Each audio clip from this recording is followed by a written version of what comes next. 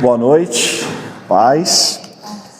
Nossa última aula de conteúdo de pneumatologia, uma introdução à doutrina do Espírito Santo, numa ótica, numa perspectiva pentecostal, ou seja, crendo na continuação dos dons do Espírito Santo para os dias de hoje, para os dias contemporâneos. Uma revisão da aula passada, nós falamos de alguns dons já a início, são 3 listas de dons, uma está em Romanos, outra está em Efésios 4 e outra está em Coríntios, 1 Coríntios, que nós vamos ver hoje a última. E a de Efésios fala dos dons ministeriais, para a edificação do corpo da igreja. Foi falado que dom ministerial não é cargo. Por tradição nossa, tradição cristã, nós também denominamos cargos eclesiásticos como esses dons, Marisa, está com dúvida? Não, tá. E por tradição nossa de cristãos, nós damos o nome a esses cargos eclesiásticos o mesmo nome do cargo, o nome do dom. Então, cargo de pastor, cargo de evangelista, às vezes cargo de mestre, depende da igreja, isso é muito doutrinário de cada igreja. Identifica esse dom na pessoa. Exatamente, o dom, tem pessoas que vão receber este dom, e o cargo é só mais uma identificação pública de como a igreja se organiza, porque a igreja, ela também é uma organização política. Quando eu falo organização política, não tem nada a ver com política que a gente conhece, mas política é tudo a forma que o homem encontra de se organizar no meio social, isso é política, Por exemplo, quando eu organizo a liturgia do culto, ou seja, a forma que o culto anda, isso é uma política do culto. A nossa política é que a oferta é depois louvor, ou a nossa política é que quando acaba a palavra e vem a oração, isso é uma política organizacional da igreja, de como que ela vai funcionar. Então, mas tem igreja, por exemplo, que não tem pastor, é reverendo. Tem igreja que já é o presbítero, que é o cargo máximo ali eclesiástico que é exercido naquela igreja. Tem igreja que é regida por conselho de diácono, O conselho de diácono é quem governa a igreja. Então, são cargos que a gente usa ali para identificar. Então, o dom de evangelista, o dom de profeta, o dom de mestre, o dom de pastores e o dom de apóstolo. E eu fiz o desenho, profeta e evangelista as pernas, porque são eles que levam o corpo. Os pastores e os mestres indicam a direção e tem as mãos que são os cuidados, as obras. E o apóstolo, porque tudo isso conecta no ministério apostólico. Então ele é o corpo principal, é o tronco, é a coluna vertebral. E Jesus, o cabeça. Amém? Amém. E aí, eu tinha feito... nesse desenho ainda, o pastor agregou na mão, o dedão é o apóstolo, porque ele toca em todos os ministérios, o indicador é o profeta, porque ele aponta a direção e aponta o pecado, o do meio, que é o maior, é o evangelista, porque é o que vai mais longe, é o que alcança mais longe, o anelar é o dedo da aliança, então é o dedo dos pastores, é o ministério dos pastores, que eles que têm a aliança com Deus e fazem o sacerdócio de aliança entre Deus e o povo. E o menor de todos, que ainda que por ser menor é o principal, que é o mestre, que ele, apesar de ser menor, ele faz a base de todos os dedos, Perde um dedinho da mão, você vê o que acontece. É afastado do INSS, pelo INSS, você não consegue trabalhar direito. O dedinho faz a diferença. O dedinho faz a diferença. E aí, hoje nós vamos falar de alguns dons a mais. Vamos continuar nos dons do Espírito Santo. E esse desenho, ele continua. O desenho continua. E da boca, eu tenho mais 2 dons espirituais se manifestando que saem, que é o dom de profecia e o dom de línguas. São dons de comunicação. Nos ouvidinhos dele, eu tenho outro dom, que é o dom de interpretação. Nos olhos, eu tenho o dom de discernimento. Amém? Discernimento espiritual, nos olhos, eu vejo. Nas mãos, eu tenho os dons de curar e de operação de milagres. E na mente do bonequinho, eu tenho vou botar aqui embaixo. Na mente. Palavras de sabedoria e de conhecimento. Faltou algum? 1, 2, 3, 4, 5, 6, 7, 8. Falta mais um. Falta mais um. Ouvido, olhos, Aqui, e o coração. coração. Coraçãozinho dele. É a fé. Então tá aí o Jefoné aí, com os dons espirituais e os dons ministeriais. Bonequinho completo. Isso aqui é a igreja. A igreja manifesta isso tudo aqui. E o cabeça é Jesus. Amém? Teria um paninho para limpar aqui? Eu vou precisar limpar? Que eu esqueci a minha esponjinha. Se conseguir, eu esqueci. Amor é um fruto. A gente vai falar que é dom de Deus, mas ele vai englobar mais como um fruto. Ele vai ser mais como um fruto. Obrigado, viu, Inês? Deus te abençoe. E aí, dons do Espírito Santo. A principal descrição dos dons do Espírito Santo no Novo Testamento está em 1 Coríntios, capítulo 12, versos 8 ao 10. No verso 4 desse mesmo capítulo, da primeira epístola aos Coríntios, Paulo usa o termo carismata para a palavra dom. E é isso que vai dar origem também à teologia carismática, né? Quando fala, vocês são carismáticos, também está aí a origem do nome, né? Ou pentecostal, porque nós cremos que aquele avivamento de Pentecostes em Atos 2, ele vale para hoje ainda. Vamos ler lá então, primeira epístola aos Coríntios, capítulo 12,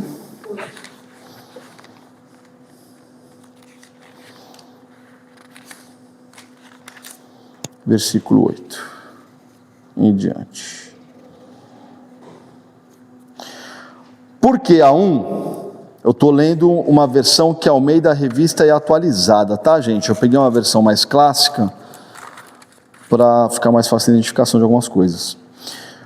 Porque a pelo Espírito é dada a palavra de sabedoria, e a outro, pelo mesmo Espírito, a palavra da ciência ou do conhecimento. Algumas traduções vai falar aí, tá?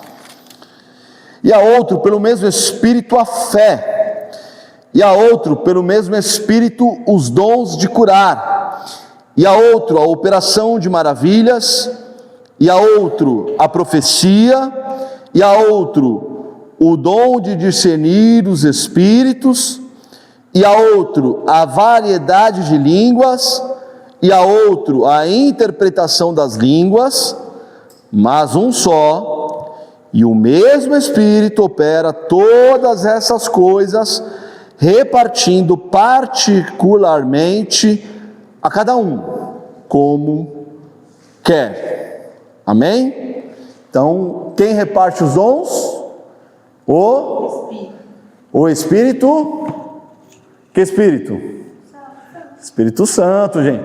Vou bater nessa tecla, ainda que pareça algo óbvio, tem muita gente que frequenta a igreja que não enxerga o Espírito Santo como uma pessoa distinta dentro da Trindade que coexiste com Deus.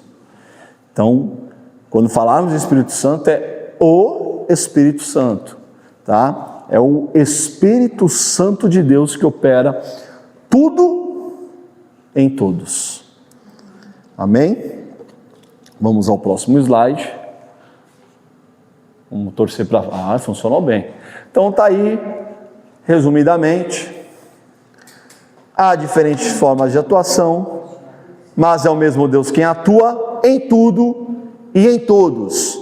A cada um é dada a manifestação do Espírito, visando ao bem comum. 1 Coríntios 12, 6 ao 7, na NVT que eu usei agora dessa vez. Então tá lá, palavra de sabedoria, palavra de ciência ou conhecimento, fé, dons de curar, realizar milagres, profecia, discernimentos de espíritos, variedade de línguas e interpretação das línguas. Amém? E aí nós vamos estudar um a um. Posso fazer uma pergunta meio óbvia? Pois não? Na época de Jesus, era o Espírito Santo que agia em Jesus para Vamos lá. realizar? Jesus é Deus, Sim. mas o Espírito Santo estava conectado a esse ministério de Cristo. Jesus se batiza, aí o que João vê? Descendo sobre Jesus uma pomba e permanecendo sobre ele. Nos evangelhos de Mateus, Marcos e João, isso vai ficar meio que oculto ainda. Mas no evangelho de Lucas, tudo que Jesus faz é pelo Espírito. Você vai ver lá, e Jesus foi conduzido ao deserto pelo Espírito. Tudo. Por isso que a gente brinca que o Lucas é o teólogo pentecostal daquela época.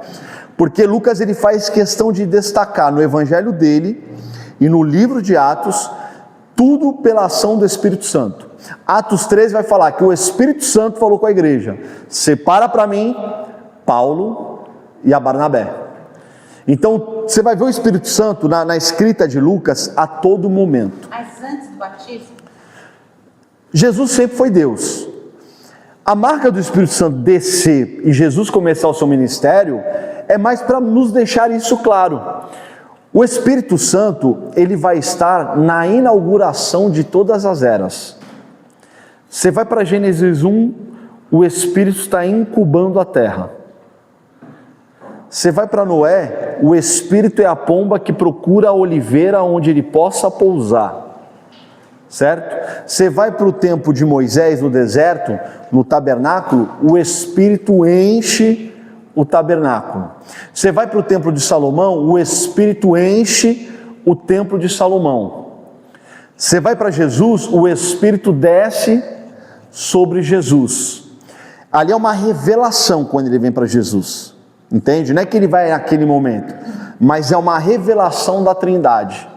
Porque até então a Trindade no Antigo Testamento, hoje ela nos é clara, porque nós temos o Novo. O Novo Testamento esclarece o que está no Antigo. Por isso que a gente fala assim, você está vindo para a igreja agora, se converteu faz pouco tempo, ou está querendo se converter, está querendo aprender o Evangelho, começa pelo Novo Testamento. Depois você parte para o Antigo, porque quando você lê o Novo Testamento e você vai para o Antigo, as coisas já ficam mais claras. Entende? Então o Espírito Santo era um mistério. Quando vem o batismo, que aparece o Espírito Santo em forma corpórea, uma teofania, uma manifestação dele em forma de corpo, de homem ou de animal. Ele aparece em forma corpórea de uma pomba, descendo sobre Jesus. O próprio Jesus que é o Filho. E o Deus Pai falando, esse é o meu Filho amado, em quem eu tenho prazer. Aí é uma manifestação dessa Trindade. Um Deus que coexiste em três pessoas distintas, com funções diferentes, né? Então Jesus ele fazia tudo pelo Espírito Santo de Deus. Amém? Deixa eu dar uns versículos aqui. Microfone para o pastor. Ô, Marisa, Sim. Gênesis, o Espírito de Deus parava sobre a terra. Êxodo, o Espírito capacita Basalael com habilidades artísticas. Números, o Espírito é derramado sobre os anciãos. Números, Josué é escolhido por teu Espírito. Juízes, Otoniel, Gideão, Jefté e Sansão são capacitados e separados pelo Espírito Santo. 1 Samuel e 2 Samuel, o Espírito transforma Saul e depois se transfere para Davi. 2 Samuel, Davi afirma que o Espírito do Senhor falou por meio dele. No Salmo 51, 104, o Espírito clama para que Deus não retire dele o Espírito. Isaías, o Espírito repousa sobre o Messias. Ezequiel, o Espírito entra no profeta e capacita o profeta. Joel, profecia sobre o derramamento do Espírito e assim vai por diante. Então o Espírito Santo está presente em tudo.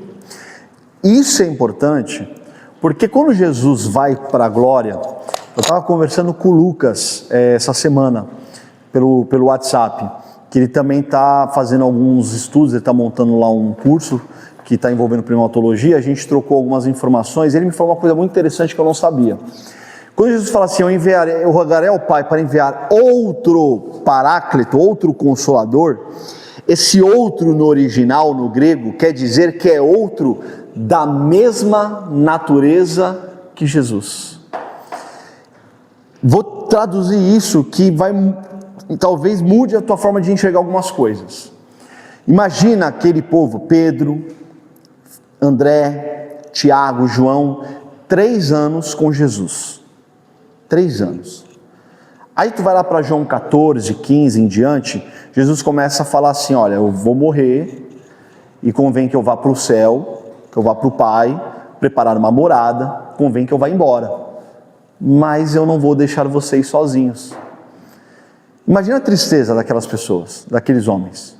3 anos com o seu mestre, que eles esperaram por tanto tempo.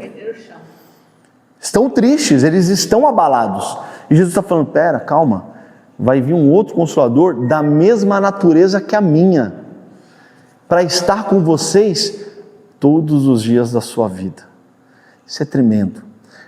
Ter o Espírito Santo é ter a certeza que Jesus está aqui agora conosco, todos os dias da nossa vida. O Espírito Santo inaugura a igreja em Atos 2. E pelo Espírito Santo, nós continuamos até hoje essa obra de Jesus, de curar, de libertação, de ensino, de profetizar as verdades de Deus. Até hoje a igreja exerce esse ministério. Isso é maravilhoso. E é pelo Espírito que seremos arrebatados, é pelo Espírito que seremos glorificados, é pelo Espírito que se dará a consumação dos séculos e viveremos com Ele eternamente. O Espírito Santo, Ele age desde o princípio e continua agindo por toda a eternidade. É só uma representação, né? Como você falou no batismo. O que? O Espírito, a pomba. A pomba é uma representação, mas ele age inteiramente, não parou de agir, continua agindo todos os dias até hoje. E aí, vamos ao primeiro dom. Eu vou referenciar aqui como é gravado, e a gente está colocando até no YouTube para que vocês tenham acesso depois. Esse conteúdo foi baseado no livro do Gutierrez Fernandes Siqueira. O livro é Pneumatologia, uma perspectiva pentecostal.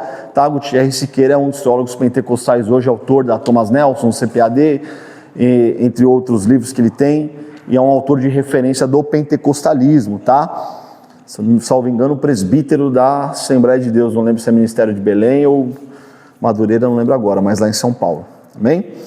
Palavra de sabedoria. A palavra de sabedoria é uma expressão de fala que dá direcionamento em uma situação específica. É um modo sábio de falar. Sabedoria é a ação prática da inteligência. Não é um discurso especulativo ou abstrato, mas a palavra que vem para solucionar questões. Muitas vezes, quando você está com um problema, né, você não sabe o que fazer, e aí você pede um aconselhamento e vem aquela palavra que parece que é certeira. Às vezes essa palavra vem em pregação, às vezes essa palavra vem no aconselhamento.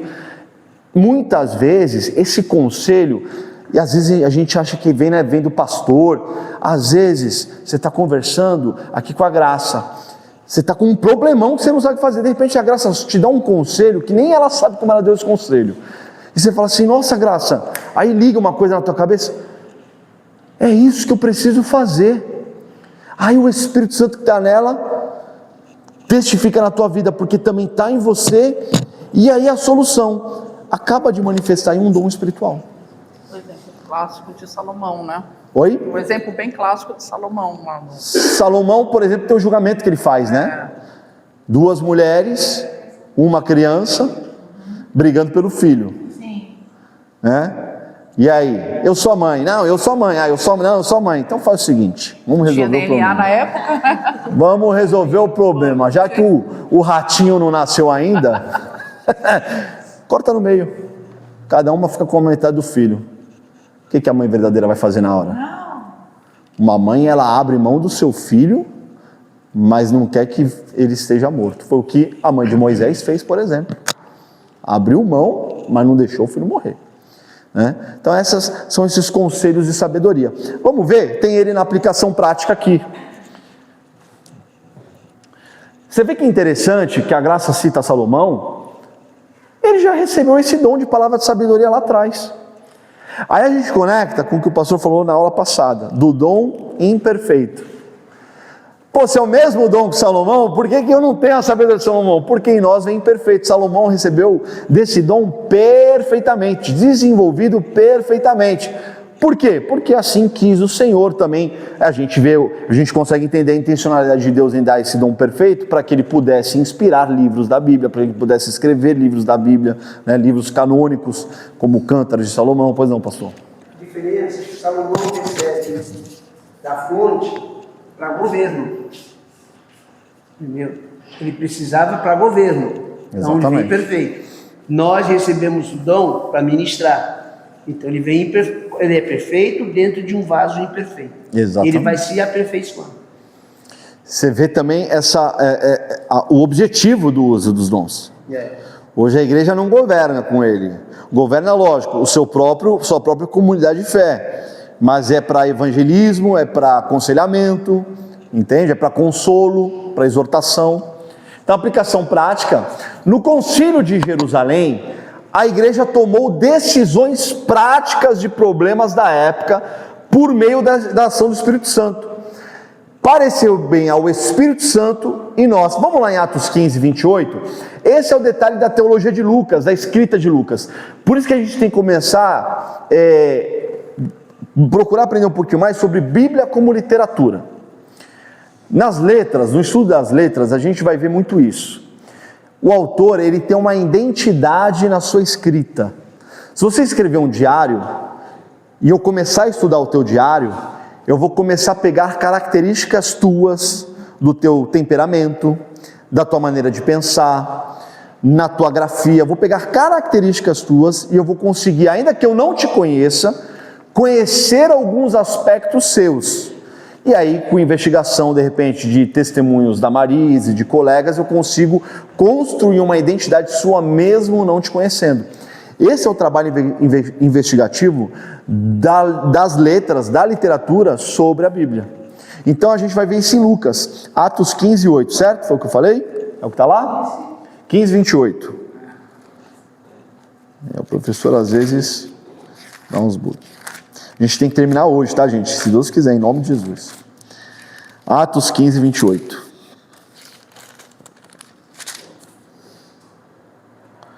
Atos 15, 28. Olha só, teve o concílio de Jerusalém, que foi decidido sobre a imoralidade sexual, foi decidido sobre os cristãos judaizantes, né, se devia circuncidar ou não, que foi decidido sobre comida sacrificada a ídolos. Comentei lá nas aulas de panorama do Novo Testamento.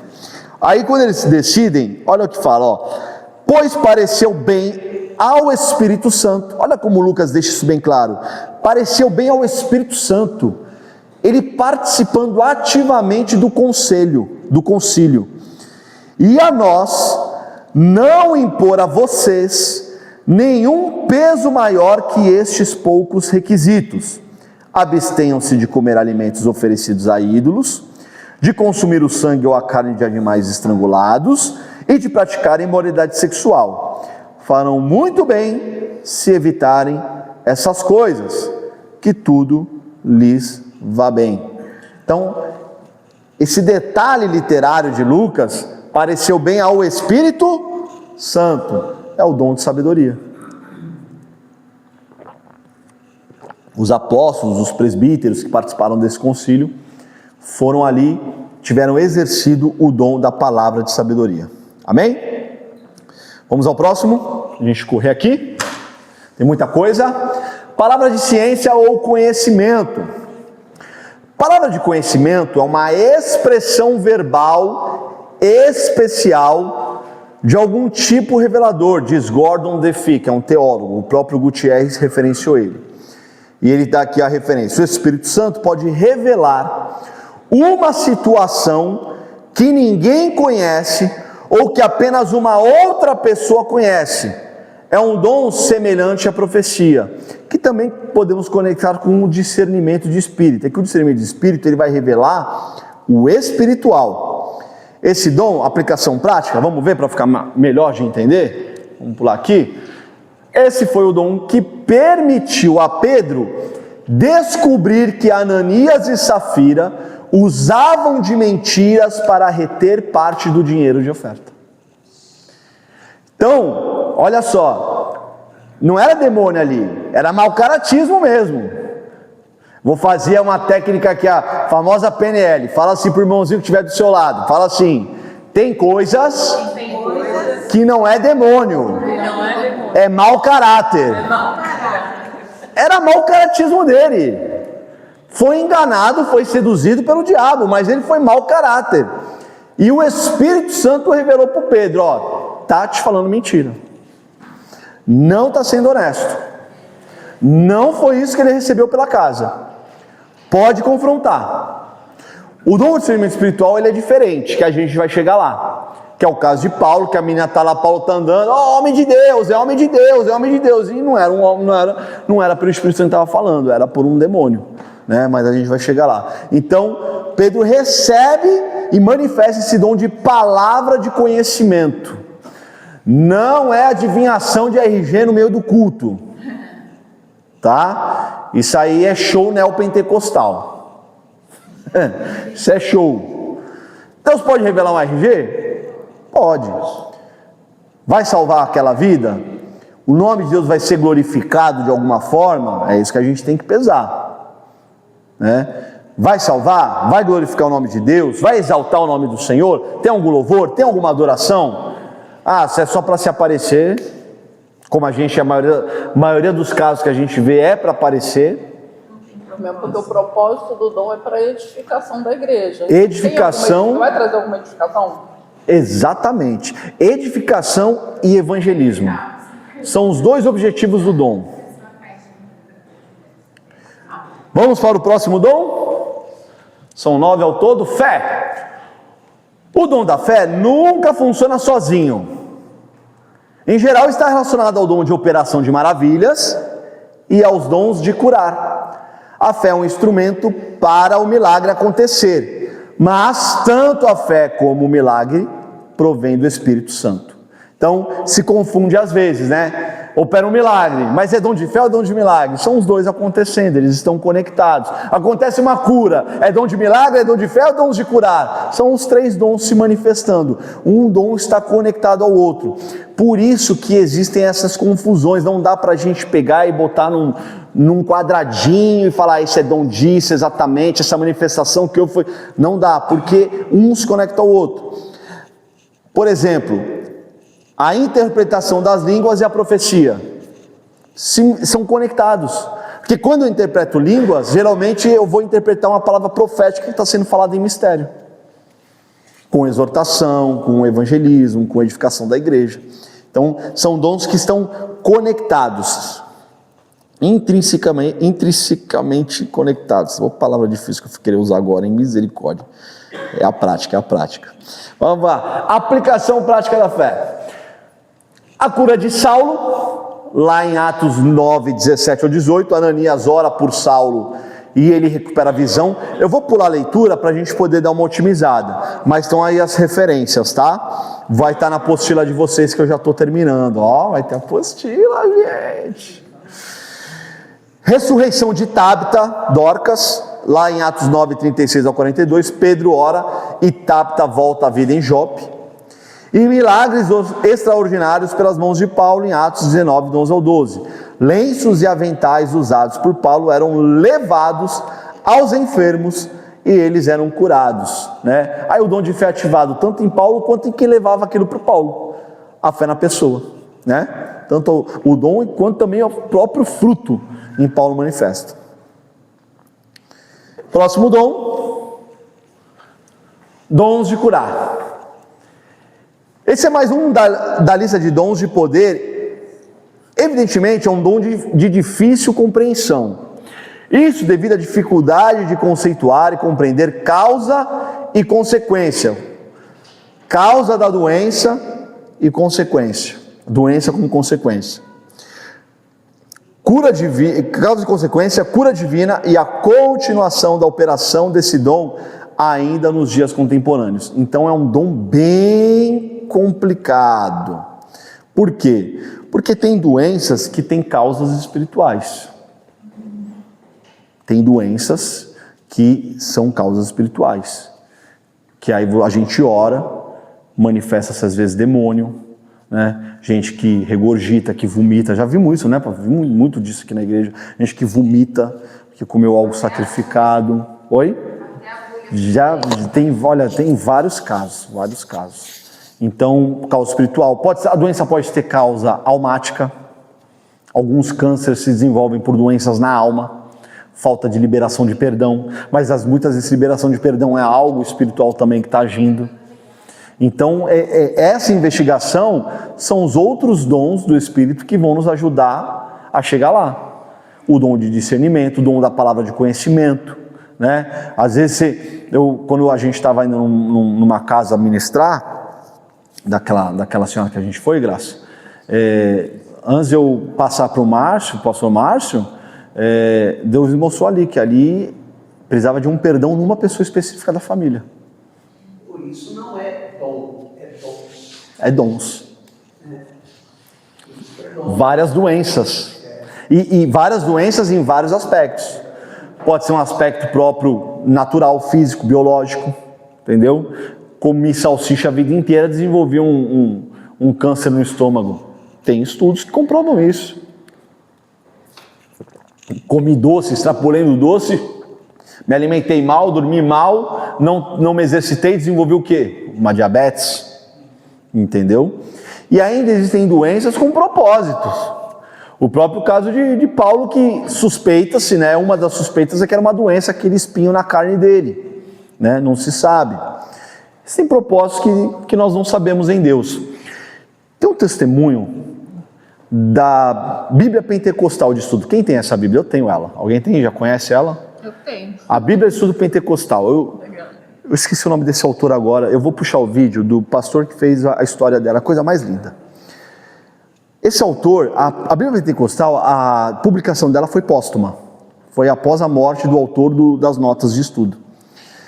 Logo no final da obra, que ele estava terminando os comentários dessa Bíblia, esse pastor ficou muito doente, e não conseguiam tratar e curar ele. Ele foi adoecendo.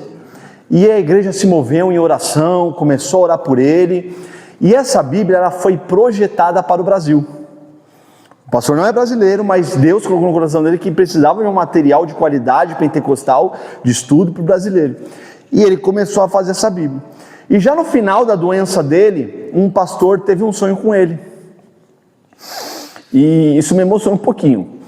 E aí ele falou, olha, eu tive um sonho que você estava bem, que estava tudo certo e tal. E aí o pastor que estava doente falou assim, olha, muito obrigado, porque hoje eu terminei a última nota de estudo da minha Bíblia. E logo depois ele morreu.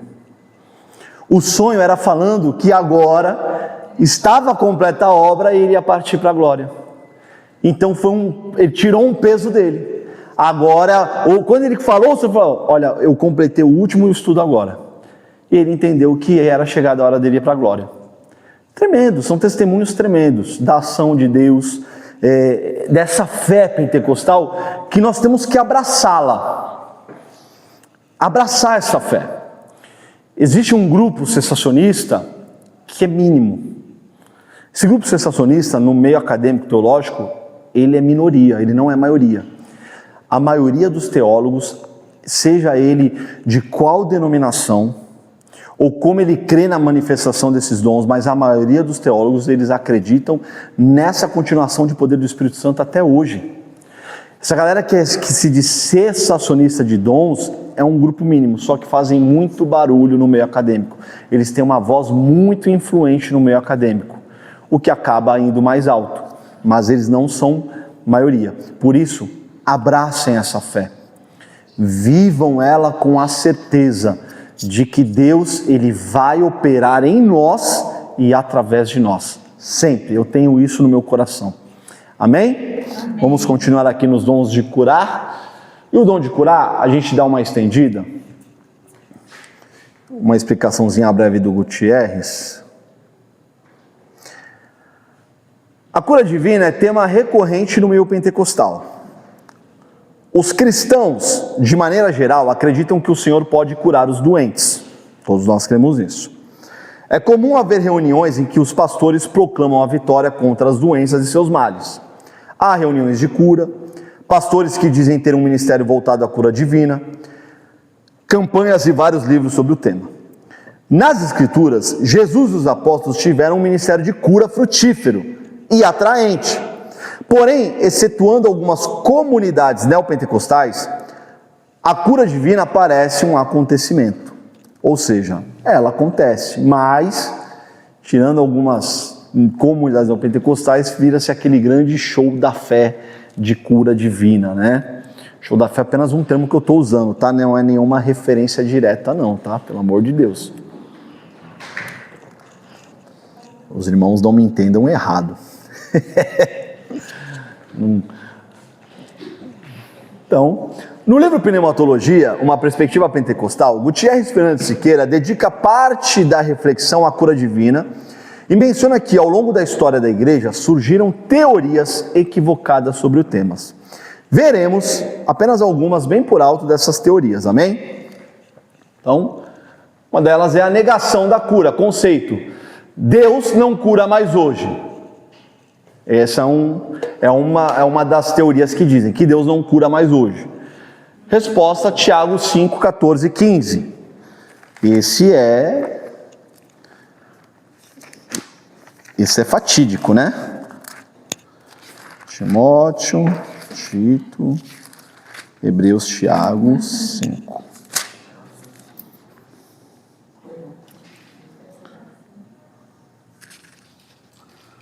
Alguém está doente?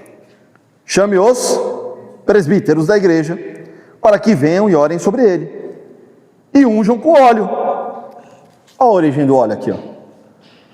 Ah, óleo ungido, está aqui, é uma tradição nossa, gente, que a gente pega já do referência em Tiago.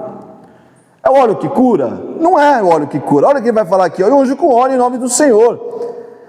Essa oração de fé curará o enfermo e o Senhor o restabelecerá. E se cometeu algum pecado, será perdoado. Então é óleo que cura? Não é. Mas é uma orientação lá de Tiago que a gente segue. E por tradição e crença que nós temos fé, que também há um agir de Deus, isso ativa a nossa fé, nós usamos o óleo. Mas tem vezes também que a gente ora sem o óleo e Deus age do mesmo jeito. E essa é a nossa prática de fé. Nisso nós cremos. Então, quando vocês verem algum vídeo falando mal do óleo ungido, gente, pois não, professor. Na Bíblia, dentro do plano da salvação, andam sempre de mão dadas a cura e o perdão. Sempre de mão dadas. Sempre de mão dadas. Em todas as passagens bíblicas, é Ele quem perdoa todas as tuas iniquidades e que sara todas as tuas enfermidades. Aí salvará o doente e perdoará os pecados. Que é o ministério de Cristo. Está lá em Isaías. Vim para libertar os cativos. E aí em Lucas ele vai adicionar para curar os cegos. Assim como a gente conhece pessoas também, acho que todo mundo tem uma um caso que a pessoa tem uma mágoa muito grande e ela acaba desenvolvendo mais adiante um câncer, uma doença. São casos de doenças almáticas, que a alma desenvolve. A alma, que é o sentimento, por exemplo, outra doença almática, gravidez psicológica. É uma doença almática. Que a mulher entende na cabeça dela que ela está grávida, e essa crença dela dentro da psique dela é tão forte que mexe com todos os hormônios dela, ela começa a produzir todo o hormônio que numa gestação a mulher produziria. Começa a produzir leite. Isso é o poder da mente. Isso é o poder da mente.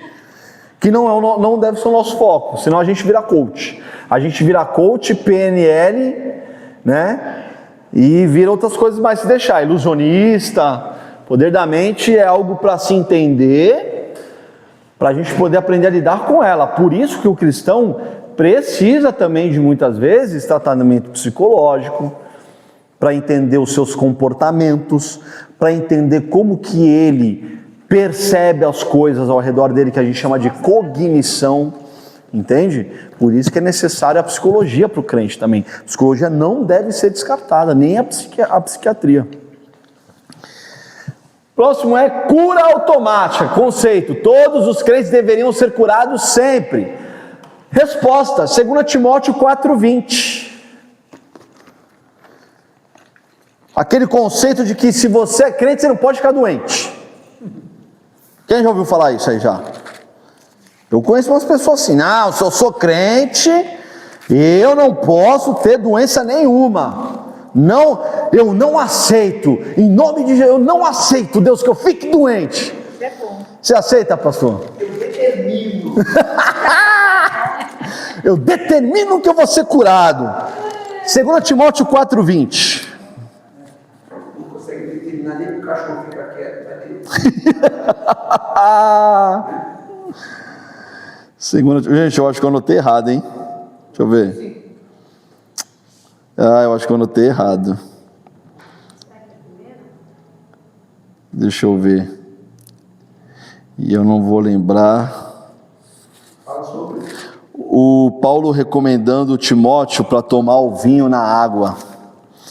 Eu anotei errado, eu não vou lembrar de cabeça. Deixa eu ver se eu acho. Vamos ver se eu acho aqui. Consegue achar aí, pastor? 1 Timóteo 5:23. 5:23, será? Aqui. 1 Timóteo 5:23. Conselho de Paulo a Timóteo. Obrigado, pastor. Timóteo 5:23. Notei errado. Deus o sabe.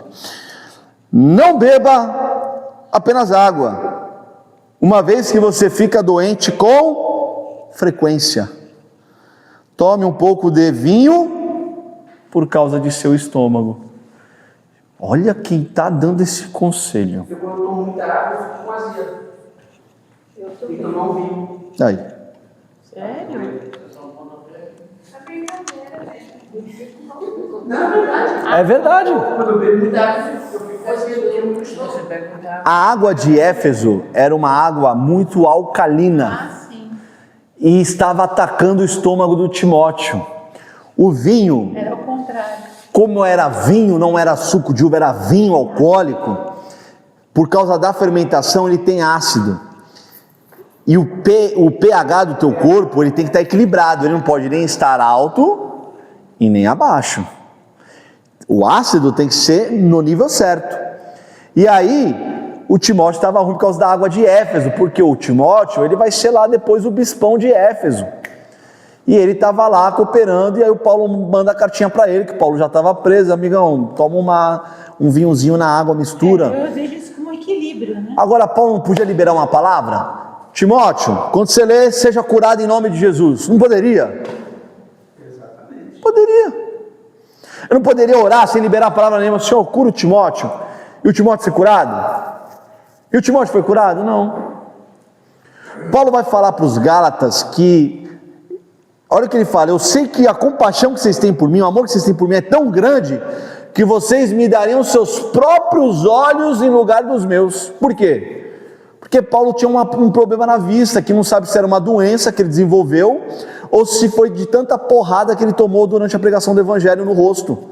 Ele não enxergava direito, tanto que era normal Paulo usar o amanuense, que era uma espécie de escriba. Ele falava a carta e o escriba escrevia o que Paulo estava falando.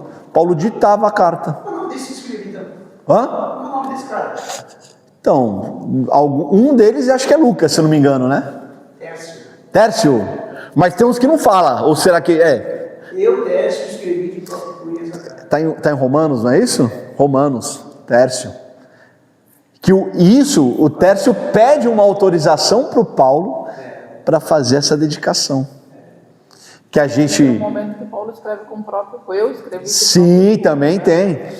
E é interessante que aí a gente começa, só desviando um pouquinho, bibliologia, mostrando que a autoria da Bíblia não é uma autoria que é toda falada por Deus, é inspirada por Deus. É um trabalho dual, é um trabalho cooperativo. Intelecto humano, inspiração do Espírito Santo. São esses detalhes que a gente vai pegando. Amém? Vamos para o próximo? Vamos agilizar? Até aqui tudo ok, gente? Culpa do enfermo. A doença é culpa de quem está doente. Olha lá, doença vista como falta de fé ou pecado pessoal. Será que eu anotei certo dessa vez? João 9,3? Ou é Jó 9,3? Vamos ver. Acho que é João.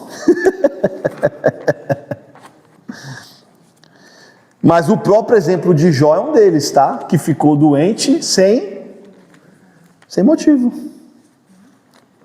Sem motivo. Jó foi tocado lá no corpo dele lá, não pecou, não fazia nada de errado, mas o Senhor quis glorificar o nome dele na vida de Jó. Vamos lá, João 9. Enquanto caminhava, Jesus viu um homem cego de nascença. Seus discípulos perguntaram: Rabi, por que este homem nasceu cego? Foi por causa de seus próprios pecados ou dos pecados de seus pais? Jesus respondeu: nenhuma coisa nem outra. Isso aconteceu para que o poder de Deus se manifeste nele. É um caso semelhante de Jó, olha só. Ele pecou? Foram os pais? Não, ele nasceu cego, nasceu assim porque tinha que ser assim. E Deus vai glorificar o nome dele na cegueira desse camarada. Entendeu? Então, às vezes as pessoas querem culpar. Não, você está assim, você tem essa doença porque tem alguma coisa errada na tua vida. Vamos pedir para Deus fazer uma investigação espiritual e descobrir o mal que está escondido e se a doença vai sair da sua vida. Não. É uma doença. Às vezes Deus quer te ensinar algo com ela. Às vezes Deus quer provar a tua fé. Por qual seja o motivo. Ele é Deus, Ele faz porque Ele quer. Às vezes Ele quer te curar lá na frente. Às vezes Deus ele te coloca essa doença como um livramento, como uma consequência de um erro seu, e você vai conviver com isso e acabou. Pode ser um juízo de Deus? Pode ser um juízo de Deus. Deus é Deus, o juízo dele, Paulo fala que o juízo dele é insondável. É insondável. A teologia, ela vai estudar a Deus, mas dentro de limites. E existem limites na teologia que nós não podemos ir além, senão a gente fica louco, a gente fica biruta e começa a criar heresia e pregar heresia por aí. Amém? O próximo, esse a gente vê bastante, a cura como mercadoria, disseminada durante campanhas de cura e libertação em troca de ofertas de fé. Vimos isso hoje ainda, né? Infelizmente isso ainda existe, tá? Aquelas campanhas, traga sua oferta, Deus vai te curar, vimos muito disso. Agora deu uma reduzidinha, mas ainda existe isso, tá? Não tão divulgado nas televisões, na internet. Mas a gente viu muito isso também na história da igreja lá no tempo da Idade Média, a Igreja Católica, por exemplo, que vendia certas indulgências em troca de salvação, de milagres, de graças alcançadas, né? Muitas vezes o dinheiro não é a moeda, muitas vezes são as penitências que nós pagamos para alcançar algumas graças.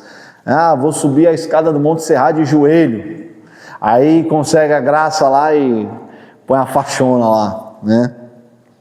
Então, essa é uma resposta bíblica, está em Mateus 10:10. Vamos dar uma leitura rápida aqui. Até aqui tá tudo certo, gente?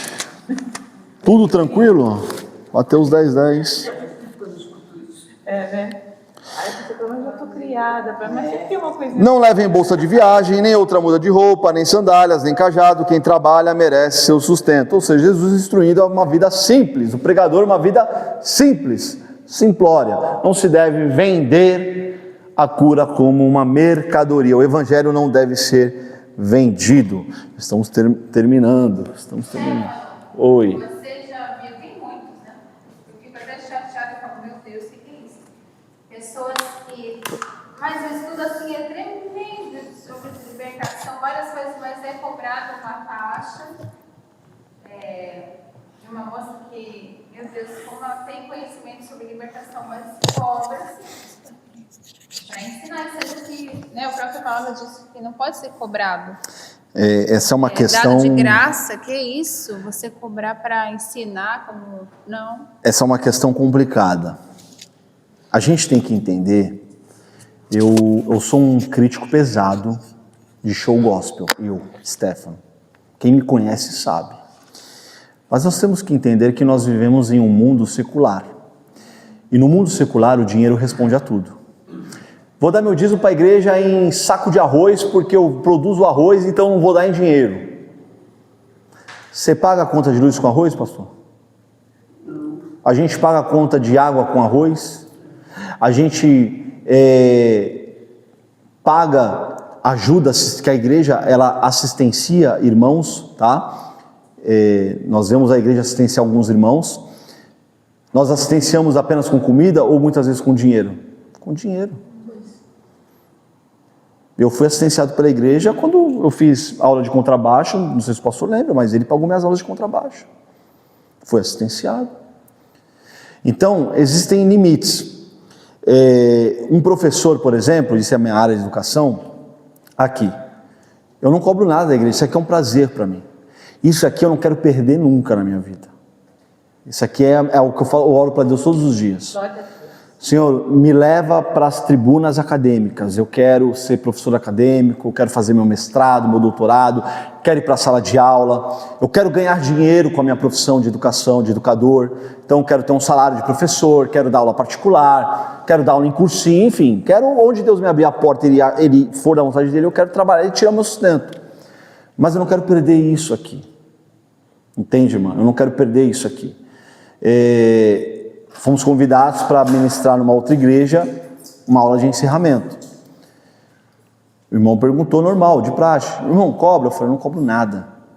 Nada. Mas vocês dão uma oferta. Aí o irmão, a oferta que a igreja puder dar, o que tiver no coração do irmão, se não tiver oferta, não se sinta constrangido, eu não cobro nada. Se eu precisar de transporte, é outra coisa. Aí eu falo, é longe, é outra coisa. E aí existem limites que precisam ser debatidos no meio evangélico, que não estão sendo debatidos, que são os limites dos cursos de teologia, por exemplo. Porque hoje a teologia virou um grande mercado.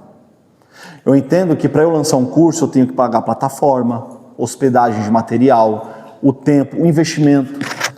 Eu pago faculdade, eu pago curso de teologia. Só de livro na minha casa eu tenho aí entre 3 a 4 mil reais. Só de livros que eu comprei, fora outros que eu preciso comprar, entende? Eu pago uma internet para pesquisar no Instagram próprio conteúdo essencial. Existe um investimento, mas se amanhã ou depois, tem como você ministrar uma aula, um seminário, eu tenho o meu curso de professor. Tem professores acadêmicos que eu quero trazer para cá que cobram R$220 a hora aula, R$250 a hora aula. É o preço de um professor acadêmico. Mas se você chamar ele para pregar, com certeza ele não vai te cobrar para pregar. Ele vai te cobrar, lógico, vai te pedir um transporte, alguma coisa, né? Então, esses limites existem. É correto cobrar? Tudo é avaliável.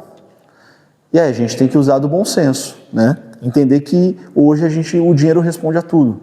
Então, existem custos. Uma plataforma online, EAD, tem custo, e são custos altos, parece que não, mas são custos altos. Custo do professor que está lá ensinando, da equipe de TI que está administrando. A sua pergunta é legítima, é uma pergunta importante, foge um pouquinho daqui, foge, mas é importante porque ela precisa... Gente, tem gente vendendo assim, acesse minha plataforma, você vai ter acesso a mais de 2.000 sermões. Vende sermão como se fosse...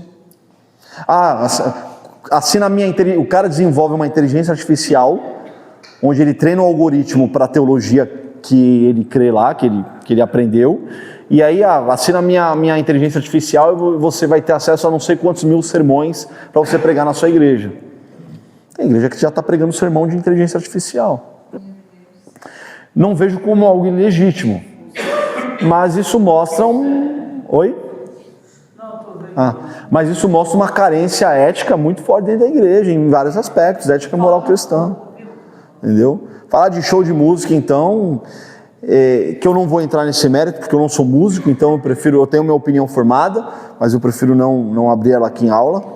A gente pode conversar, um bate-papo depois, mas é complicado, são questões complicadas que devem ser conversadas assim entre nós, né?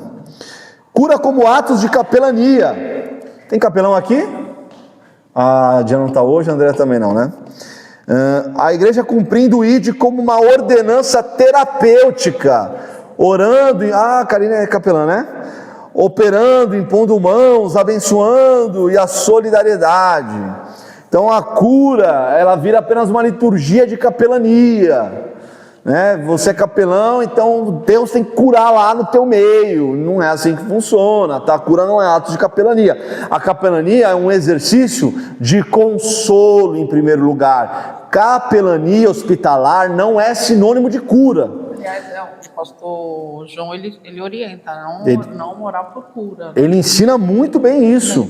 Não orem por cura. Por quê? Para não gerar uma fé frustrada na pessoa. Durante a visita nos hospitais, no caso, né? Eu posso pedir por cura? Eu posso pedir, mas não determine. Senhor, nós te pedimos aqui, dá graça, faz a tua vontade, faz o teu querer, mas foge de determinações, não prometa, não faça promessas de cura, não faça, gente. Gente, é terrível você ter um parente em uma fase terminal de uma doença muito grave, você prometer coisas que você não pode cumprir. Nós não somos Deus, e isso é muito sério, muito sério. Capelania, ele é um serviço de misericórdia, entendeu? É um serviço de misericórdia. Evitamos muito falar de capelania quando, por exemplo, no luto, só morreu, meu parente morreu, será que ele foi para o céu ou para o inferno? Eu fujo disso.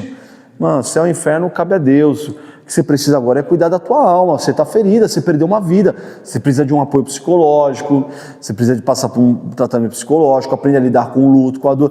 Mas e quem morreu? Confia em Deus. Pois não. Eu fui no velório e a esposa do moço, pastor Carlos, eu creio tanto na sua oração, que se o senhor orar, Deus pode ressuscitar meu marido. Eita, que responsável. Aí eu falei assim, minha irmã, para que eu vou ressuscitar seu marido, se depois ele vai ter que morrer de novo? Aí ela é minha mãe, então deixa ele morto. Palavra de sabedoria, olha o dom aí. E outra, a gente entra nesse desespero que é da alma. Mas o que vai nos ajudar a mudar esse pensamento? Quando eu creio na ressurreição. Morreu um parente nosso, um amigo, que é crente, muito íntimo nosso. Vou ficar em paz, eu vou sentir dor, é normal do ser humano, não tem como eu não sentir. Vou sentir dor, falta, saudade. A saudade eu vou carregar ela para a minha vida, eu vou aprender a lidar com essa saudade, isso é um processo doloroso para cada um vive de uma forma. Tem gente que dura 1 ano, 2 anos, 10 anos, isso é muito particular de cada um. Mas o que muitas vezes vai nos consolar? Um dia vai ressuscitar em Cristo e estaremos juntos na glória. Convém que a gente morra para que a gente ressuscite. É o que eu brinco, eu falo. Eu tenho medo do processo da morte. Eu peço a Deus um processo de morte sem dor. Sem dor. Com 120 anos, sóbrio, na minha casa, dormindo. Esses 120 anos você vê, a minha mente é apegada às coisas desse mundo. Olha como a gente tem que estar sempre renovando a nossa mente. É o renovo. A verdade a gente fala assim, não, se eu quiser, Deus, se puder, me leva hoje, já para ir para a glória, para ir embora dessa terra. É o pensamento de Paulo. Eu não sei se eu desejo ir para a glória porque é lucro, ou se eu fico aqui porque eu amo vocês, eu sei que a minha vida aqui é útil para vocês, ensinando vocês. Paulo estava entre a cruz e a espada. Não sabia o que queria. Amém? Vamos pular aqui? Que ainda faltam um pouquinho as coisas. Então, para a gente concluir dons de curar, considerando todas as problemáticas levantadas, vejamos o que Gutierrez Siqueira, autor, teólogo e presbítero da Assembleia de Deus, Ministério do Belém, olha, eu anotei aqui, em São Paulo, comenta em seu livro referenciando Thomas R. Ruber. O poder não é da pessoa, nem pode ser manipulado. Não manipulamos esse poder pelo ser humano, mas é dado pelo Espírito Santo, conforme sua soberania. Está lá em 1 Coríntios 12:11 que nós lemos. Como disse Paulo, a cada um, porém, é dada a manifestação do Espírito, visando ao bem comum. 1 Coríntios 12:7.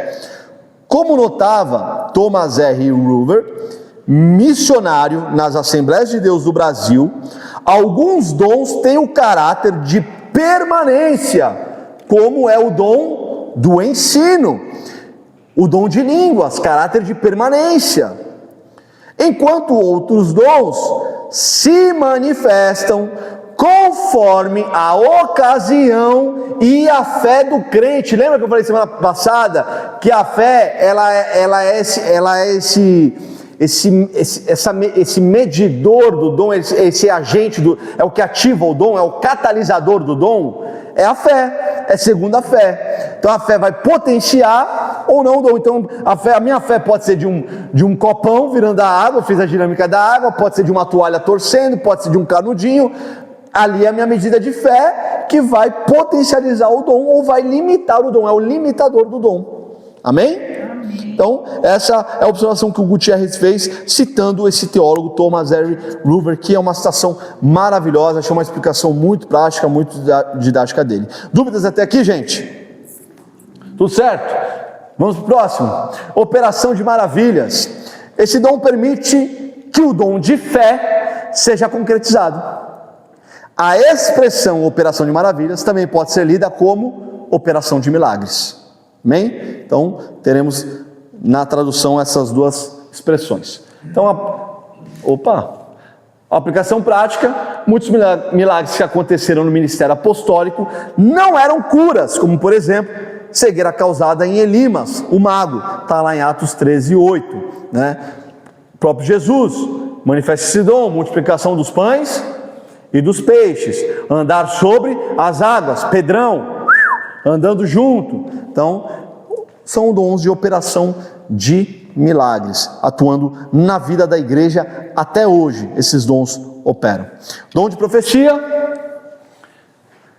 capacidade que o Espírito Santo concede ao crente para falar palavras de conforto, consolo e encorajamento, advindas de uma revelação sobrenatural. Nem sempre envolve a descrição do futuro, mas também pode descrever uma situação presente que apenas Deus sabe. O dom de profecia é um auxílio essencial ao discipulado, pois o discipulado envolve lidar com pessoas que sofrem e que precisam receber conforto e encorajamento da parte do Senhor. Então é a palavra profética lançada, né? Onde é um dom que nós vemos hoje muito na igreja em exercício, infelizmente também banalizado em algumas encenações teatrais, principalmente no meio neopentecostal, tá, gente? É um dom que exige cautela, que exige cuidado. Nós vamos chegar nele casando ele com o fruto do Espírito Santo. Então, uma aplicação prática dele. Para a aplicação prática de dom de profecia, estudaremos duas passagens de 2 Timóteo 4,14. Vamos lá. 4,14, vou agilizar aqui.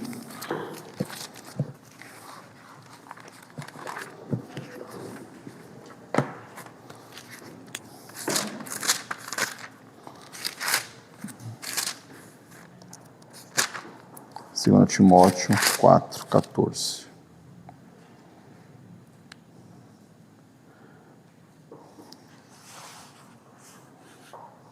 Eu acho que eu anotei errado de novo, hein? Eu acho que eu anotei errado de novo, gente. A 1 Timóteo 4,14. Eu estou em 2ª, peraí. Mas acho que é no primeiro, né? Não se descuideis do dom que você tem. É isso aí, 4, isso mesmo. E deu quando... Anotei certo. Não, Deixa eu colocar o primeiro ali na frente. não descuide do dom que recebeu por meio de profecia, quando os presbíteros impuseram as mãos sobre você. Por meio de quê? Profecia. Deixa eu falar uma coisa para vocês aqui, gente, testemunho. O Stefano aqui hoje é cumprimento de palavra profética. E eu tenho profecias a serem se cumpridas. Há profecias na minha vida de chamado pastoral. Quando? Deus o sabe, não é indireto, hein, pastor? Pelo amor de Deus. Que o Senhor te dê longanimidade. Que misericórdia. De evangelista eu já estou sofrendo, de pastor não quero nem imaginar. Mas existe esse chamado na minha vida e eu creio nele. Numa noite, 5 pessoas vieram falar comigo. Foi antes do culto, durante o culto, pós o culto, 5 pessoas diferentes vieram falar. Uma falou que sonhou, outra foi palavra profética, outra foi visão, outra foi o quê? Eu falei, amém, Senhor, eu recebo. Eu tinha uns 16, 17 anos de idade quando isso aconteceu. De evangelista também eu tive profecias a respeito disso. Vou falar uma coisa que, gente, glória a Deus. É de Deus que eu vou falar agora. Eu estava outro dia falando com Deus, Senhor, perdi tanto tempo, 20 anos no mundão, 20 anos. E será que ainda dá para eu recuperar esse tempo perdido? Deus falava assim, tu esqueceu de José?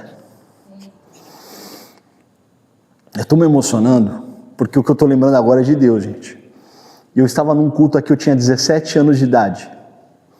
Qual foi a idade que José foi para o Egito?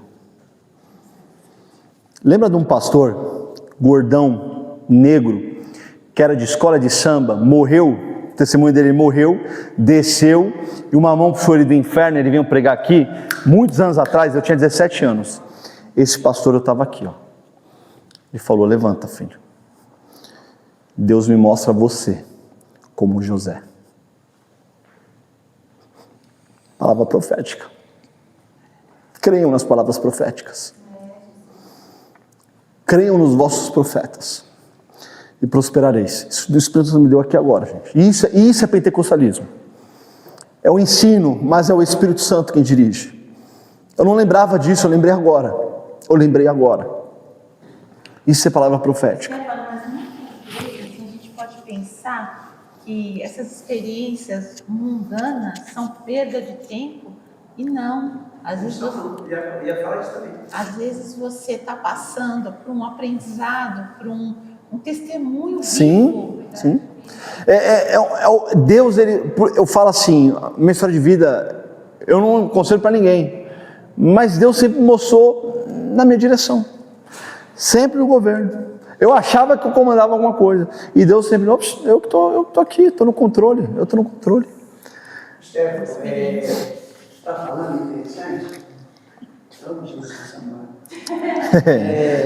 Você está falando interessante, essa coisa da preparação de Deus para a palavra profética e tal, isso aqui. Vamos dizer que a Graça está em casa, Paulo, aí a Graça olha, fala, amor, esse guarda-roupa está tão velho, caindo aos pedaços, mas aí o Paulo está tranquilo, que não põe a roupa lá dentro nem nada, aí tá bom, entendeu? E aí todo dia, Paulo, a gente precisa comprar um guarda-roupa, entendeu? Olha só, aquela porta já caiu. Aí o Paulo olha e fala assim, ainda dá mais pelo menos uns 6 meses, porque ele não guarda a roupa lá dentro, ele não põe, não arruma, ele só está na sala.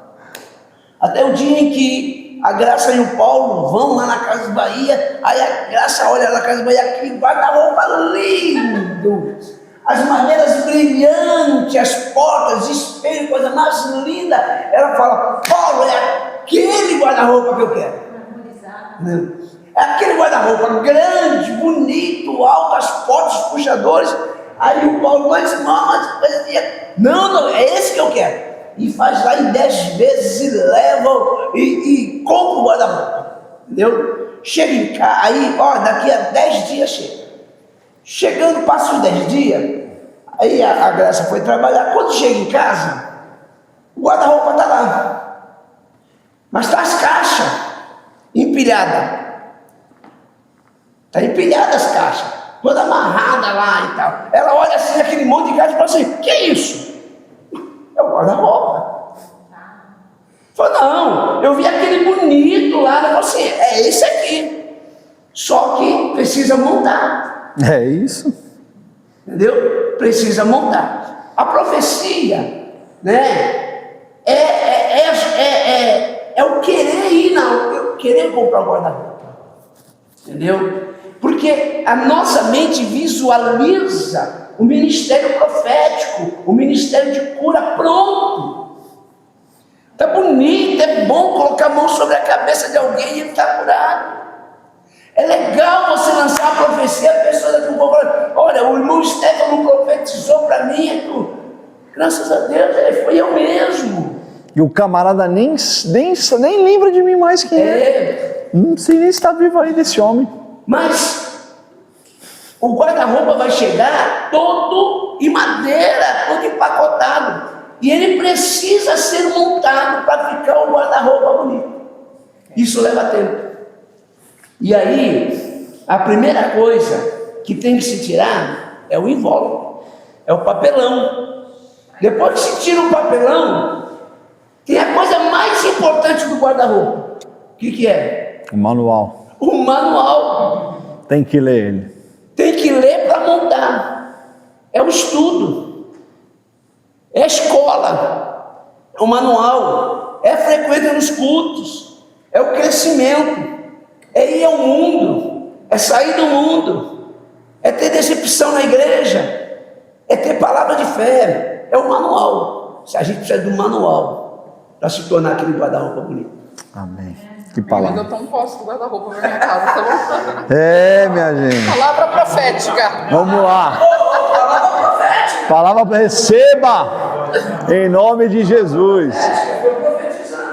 Vamos lá, gente. Eu vou estender só um pouquinho para a gente concluir hoje, tá? Que a semana que vem é a última. Aí eu deixo a graça livre. Então, dom de profeta, dom de profecia, para não haver confusão. Dom de profeta é um chamado ministerial contínuo. Profeta é profeta. Profecia é um dom espiritual de comunicação, onde eu comunico uma mensagem, uma vontade de Deus para a vida de alguém ou da igreja. Ágabo, em Atos 11, é um exemplo, que ele era um profeta, né? O Ágabo, em Atos 11, lá no finalzinho do capítulo, versos 25, 26 em diante, ele vai profetizar que houve uma grande fome no Império Romano, e aí a igreja entende que por causa dessa grande fome que viria, seria bom levantar uma oferta para os crentes da Judéia, que eram crentes pobres, para eles ficarem preparados para essa grande fome. A igreja se preparou para esse momento, tá?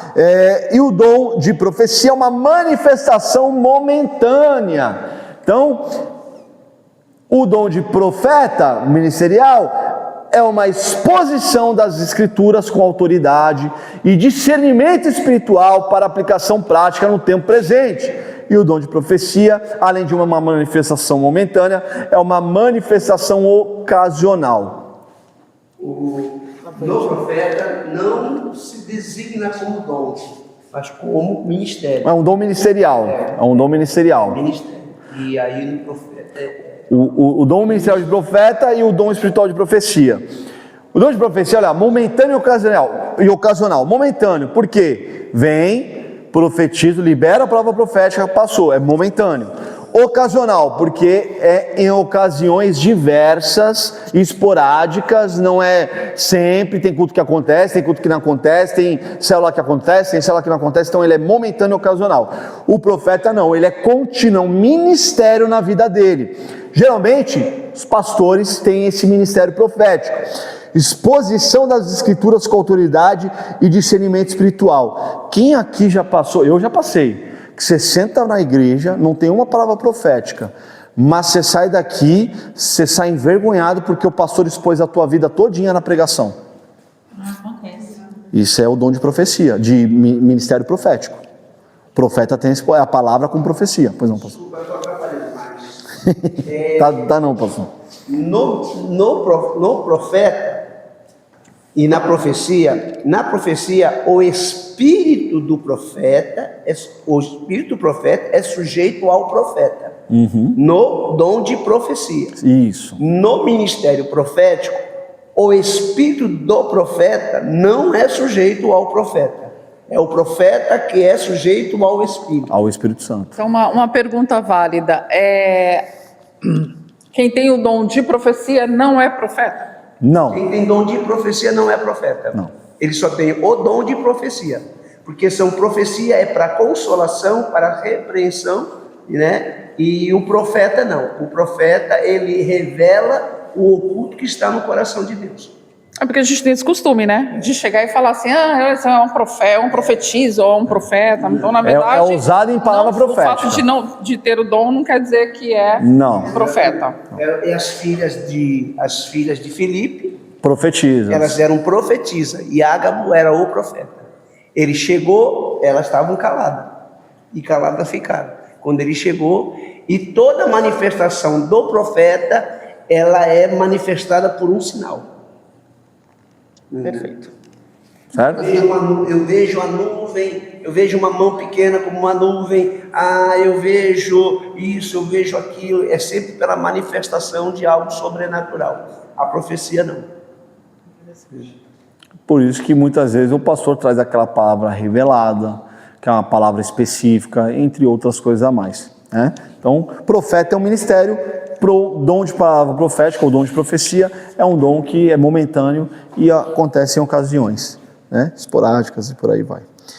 Já estamos terminando, gente, só mais um pouquinho. Discernimento de espíritos, olha o fantasminha lá. Gaspazinho. Capacitação para discernir e distinguir a origem de diversas manifestações espirituais, sejam elas provenientes de Deus, de Satanás ou de outros seres humanos. Esse discernimento vem por meio de revelação. Então, o cara cai no chão ali se tremendo, e aí às vezes não é demônio, é um ataque epilético. Um ataque epilético. Ou às vezes não é nem um ataque epilético, o camarada está querendo ganhar palco, é show, né? Aí tem os caras, né, de pastor que de vez em quando dá uns cutucãozinhos assim na costela do camarada e o cara dá glória a Deus. Já vi uns casos assim já. Então às vezes é show, a pessoa tem às vezes um problema psicossomático ali, dá um chavinho, ele quer se aparecer, não sei. Então essa é a importância do dom de discernimento dos espíritos. Esse dom a gente vê ele muito ativo na Bíblia, tá? Em vários aspectos. Então, discernimento de espíritos, aplicação prática. Atos 16, 17 e 18 mostra que Paulo recebeu o dom de discernimento de espíritos quando percebeu que a jovem adivinhadora, embora proclamasse que ele e seus companheiros eram servos do Deus Altíssimo, não falava pelo Espírito Santo. Então, é um dom que precisamos dele em exercício na igreja. Tivemos aqui o caso da filha da Fernanda que viu lá um demônio lá fora, um dom de discernimento, teve a visão aberta e viu. Dom se manifestando na igreja na contemporaneidade. Que hoje em dia, na atualidade, é um dos dons mais necessários, né? Sempre foi. Mas hoje, sempre foi. Não, hoje... Potencial. Porque o charlatanismo, da mesma forma que o evangelho ganha alcance com as redes sociais, com o avanço tecnológico da comunicação, o charlatanismo ganha a mesma evidência. E Jesus falou, nos últimos dias vão aparecer. Mas próprias entidades mesmo, demoníacas, que se passam Sim. como se fosse manifestação de espírito. Sim, um monte. Não é. A gente vê, infelizmente, nas redes sociais muito isso. Aquelas danças, aquelas invocações que você percebe que ali é possessão demoníaca. Exatamente, mas tem mesmo. Variedade de línguas, dom de línguas. Então, expressão também pode ser lida como tipos de línguas ou tipos de linguagem. Essa ideia de variedade permite especular o falar em línguas expressar diversos tipos de idiomas humanos e angelicais. Pessoal, vamos ver se vai ser rápido aqui. Tem mais online? Acho que esse aqui vai dar. Dom de línguas, ele é muito polêmico até hoje, né? Existe um termo que o pessoal fala por aí que se chama xenolalia. Quem conhece esse termo? Xenolalia.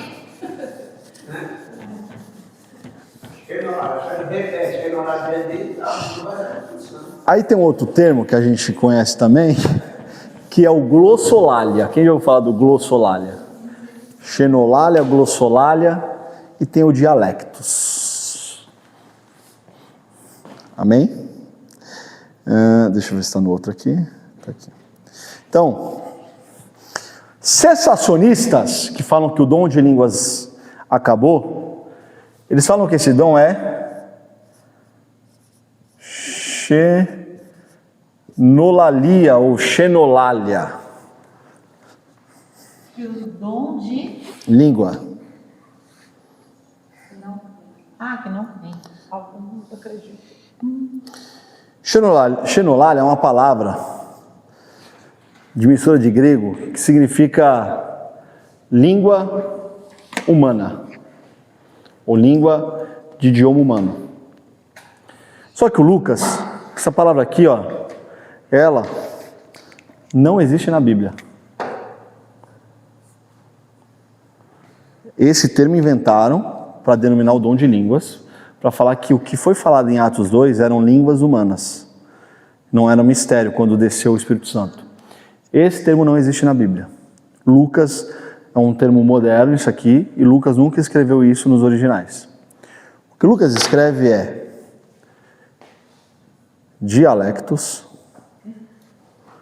Dialectos. Faz uma gentileza para mim, Isabel. Você pode abrir em Atos 2, por favor? Dialectos. E ele fala também, ele vai usar glossolalia. Atos 2, 1 ao 13.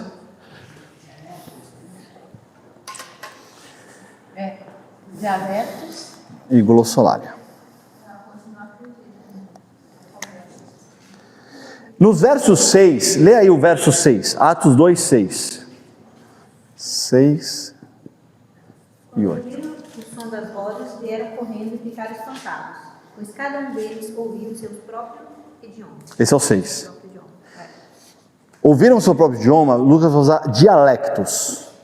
Dialectos significa dialeto, linguagem humana local, tá? Linguagem humana local. Lê o 8 também.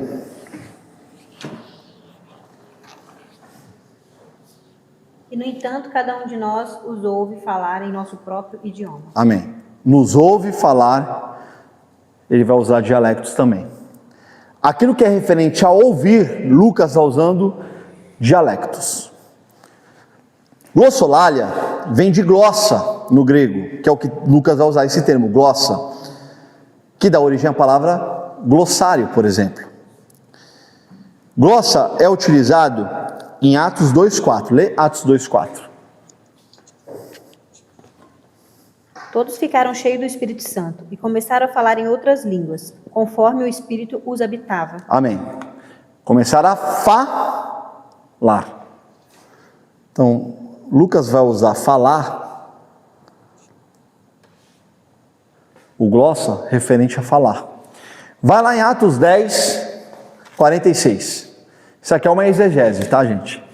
A gente pega o original e compara com palavras no contexto. Atos 10, 46. Pois os ouviram falar em outras línguas e louvar a Deus. Falar em outras línguas. Esse língua é glossa também. Então também é falar. E vai em Atos 19, 6.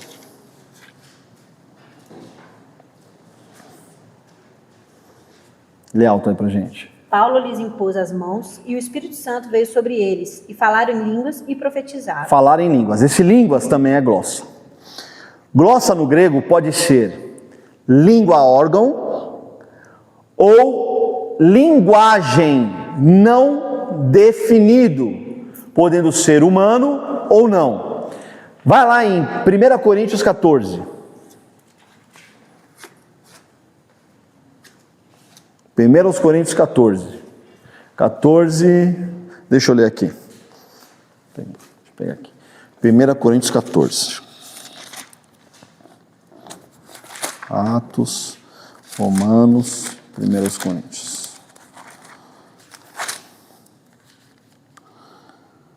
Deixa eu ver se eu acho, que eu não anotei o versículo. Aqui. Que o amor seja maior objetivo. Contudo, desejem também os dons espirituais, especialmente a capacidade de profetizar. Pois quem fala em línguas, esse línguas é glossa que Paulo está usando também. Atos 14 o quê? 14:1. Esse fala em línguas, fala apenas com Deus, esse línguas é glossa que Paulo usa também, é o mesmo termo de Lucas. Ou seja, nunca nos originais foi xenolalia. É uma linguagem que os autores não especificam.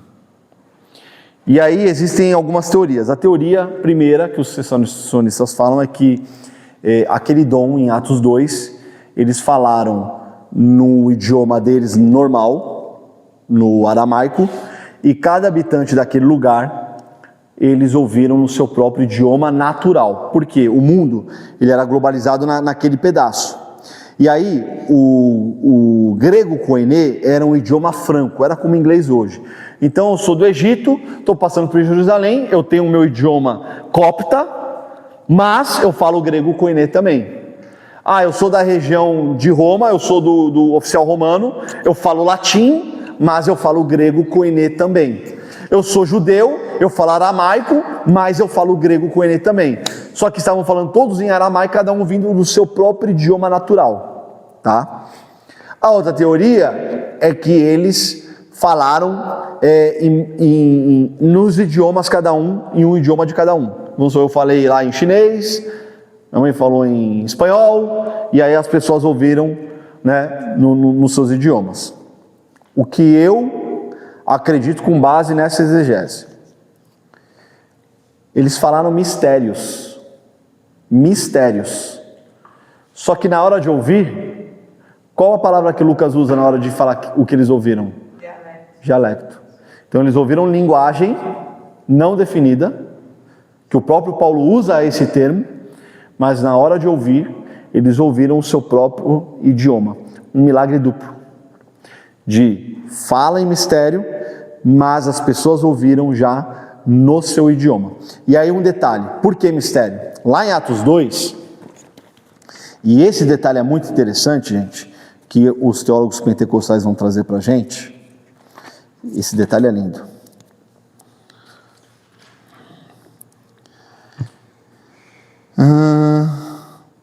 Atos 2:12. Admirados e perplexos, perguntavam uns aos outros: que significa isto? Aí no 13, outros porém zombavam e diziam, eles estão bêbados. Por que acusaram de bebedice outros? Uma das interpretações possíveis é: esses outros não receberam a tradução, a interpretação. Ouviram aqueles caras falando uma língua esquisita e pensaram que estavam bêbados. Essa é uma interpretação validíssima, que é o que eu creio. Foi dom de línguas falado, que é o que nós falamos hoje, e foi ouvido cada um no seu próprio dialeto. Amém? Deu para entender essa parte? Eu também creio nesse milagre que você está falando, até para manifestar o que aconteceu no juízo de Deus. Lá atrás, em confundir as línguas, e aqui para traduzir as línguas. Lá atrás, juízo, e aqui graça. É uma inversão de Babel, o dom de línguas. Lá ele separa, e aqui Deus julga. É uma inversão de Babel. É apontando para o céu. O céu vai ter vocabulário. O céu vai ter uma gramática, o céu vai ter. Ah, mas os linguistas estudam, não encontram o padrão. É mistério, mistério que não se revela. Por isso que é necessário um dom. Que dom? De interpretação. E um grande detalhe, dom de língua. Primeiro objetivo do dom de língua foi o quê? Evangelizar. Dom de língua não é para a gente ficar falando aqui que nem os outros. Ai, mas você fala, eu falo, eu tenho meus momentos. Mas há os momentos para não atrapalharmos o quê? O culto. O pastor está pregando, né? Vamos abaixar. O pastor está pregando, está aquela pregação pentecostal, vai ter momentos que ele vai abrir o espaço para a igreja glorificar. E aqui na nossa igreja, nós temos essa liberdade de falar em línguas, vocalizar alto. Mas tenhamos bom senso. E tem gente que nem falando em línguas perde o bom senso. Tinha irmão, né, pastor? Eu lembro do irmão, pastor pregava, o irmão ficava aqui o culto inteiro. Aleluia, glória a Deus. Aleluia, glória a Deus. Mas a pregação inteira não era língua, mas atrapalhava. É ordem e decência. Sujeito ao profeta. Ordem e decência, gente. Precisamos dessa ordem e decência. Esclarecido o dom de línguas? Então, não tenham medo. Aqui na Cristo Reina nós temos essa liberdade, com ordem e decência, né? Sempre visando a edificação. Sempre visando a edificação. Tem momentos que a gente percebe, é nosso costume, nossa prática de adorar a Deus em mistério. Tive a honra de estar em algumas Assembleias de Deus, também tem essa liberdade, são igrejas pentecostais puríssimas, clássicas, uma delícia, eu gosto desse movimento quente, mas temos que ter, não vai subir na cama do interno lá no hospital, lá na UTI, e soltar uma rajada de língua estranha lá, no meio de um monte de gente que não vai entender isso, nós vamos virar chacota. Aí vão falar de nós o que falaram lá em Atos 2. Então, esses caras estão bêbados, estão doidão. E a interpretação das línguas é a capacitação sobrenatural de interpretar as línguas. Não é literalmente uma tradução das línguas, palavras por palavra, mas uma interpretação da mensagem transmitida por alguém usado no falar em línguas. Falar em língua, posso falar em japonês? Posso. Posso falar em inglês? Posso. Também Deus me dá essa capacidade. Esse aí eu vou deixar, Graça, vamos criar uma aula bônus depois da aula que vem, uma aula bônus, que eu vou trazer a interpretação do que esse camarada falou em inglês. Vídeo que você colocou. Vou trazer a interpretação dele em inglês para quem não viu o vídeo. Pode ser coincidência, também pode não ser, mas é assustador. Hoje em dia, né? O que ele fala é assustador, mas a gente comenta isso depois. Vamos encerrar agora o encerramento, é a última parte. Fruto do Espírito Santo, Gálatas 5, 22 ao 23, mas o fruto do Espírito é o amor, gozo, paz, longanimidade, benignidade, bondade, fé, mansidão, temperança. Contra essas coisas não há lei. Então, amor, gozo, alegria, paz, longanimidade ou paciência, depende da tradução, benignidade ou amabilidade, bondade, fé ou fidelidade, mansidão, temperança ou domínio próprio. Agora, essa aula é baseada, esse último slide que eu vou passar é baseado nas aulas da Academia dos Pregadores. Eu tenho que referenciar, tá, gente? Como pode ter um alcance mais longo esse vídeo, eu preciso referenciar. A aula ensinada pelo pastor e doutor Alderi Nelson, uma aula abençoadíssima, e aí eu trouxe algumas coisas de lá para compartilhar com os irmãos. Então, desse fruto, que é um fruto só, olha a foto lá, tá vendo o fruto aberto? É um fruto e os gominhos são os aspectos desse fruto: o amor, o gozo, a paz, a longanimidade, paciência. Amém? Então, nós temos aqui, deixa eu ver se eu anotei no outro. O amor é a base de todos os aspectos do fruto. Por exemplo, o gozo, que é a alegria, é o amor rindo. A paz é o amor descansando. A longanimidade é o amor esperando. A benignidade é o amor fazendo bem para o próximo. A bondade é o amor fazendo bem ao amigo. A fé é o amor confiando, o amor crendo. Mansidão é o amor acariciando. E o domínio próprio é o amor se equilibrando. Que coisa linda. Isso aí não é meu, tá? Doutor Alderi Nelson, preciso referenciar. Para não ser arriscado, ser acusado de plágio. Maravilhoso, essa perspectiva que o doutor nos traz. E eu quis trazer isso para nós. O amor é a base de todos os outros aspectos. O fruto. E é o fruto. E eu quero fazer um adendo. O fruto do Espírito Santo, ele é aquilo que vai equilibrar os dons espirituais. Ele é o equilibrador dos dons. E aí nós vamos casá-los para encerrar a nossa aula. Amém? Então, vamos lá?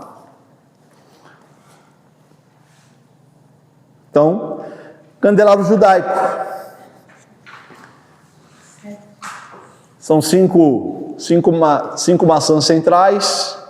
1, 2, 3, 4, 5. E aí temos as ramificações de um lado, as ramificações do outro. Os 7 Espíritos de Deus representados, as 7 tochas lá em cima, que eu mostrei lá nas primeiras aulas. Também temos as 7 festas judaicas representadas em cada ponta. Agora você pega o candelabro e coloca uma copa de árvore em cima dele, de folhas. O que vai virar? Vira uma árvore. Desenha uma copa em cima. Vira uma árvore. A árvore da vida. Que dá o fruto do Espírito Santo. Perdemos a semelhança quando pecamos, porque perdemos o fruto do Espírito Santo, o fruto da vida. A imagem permanece, a semelhança é restaurada em Cristo. Por isso que a gente precisa estar sempre renovando a nossa mente, buscar essa semelhança de volta. E aí, temos o amor. Ele vai casar com um dom. Alguém arrisca? Eu comentei no final da aula passada. Cura, né? Não, quase.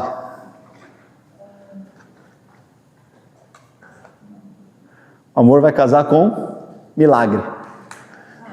É. Porque quem ama faz milagre. Usei o exemplo. Mãe, preciso tomar um enforcamento aqui, vida ou morte, preciso de R$5.000 para ontem. E ela liga lá para Patrícia Bravanel. E dá um jeito.